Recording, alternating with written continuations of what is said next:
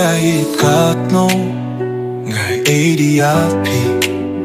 hakamun siem jonga pi don tangma pi kich ma jong pi kich mi shawei hindrei kich ma jong ha kich mi tang ya pi ngai ADRP da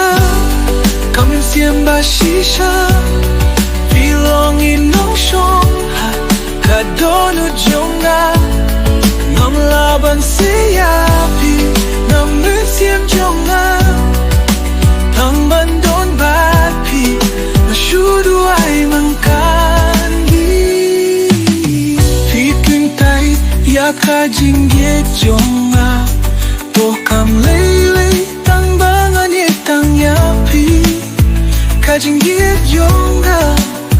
kalong kabashi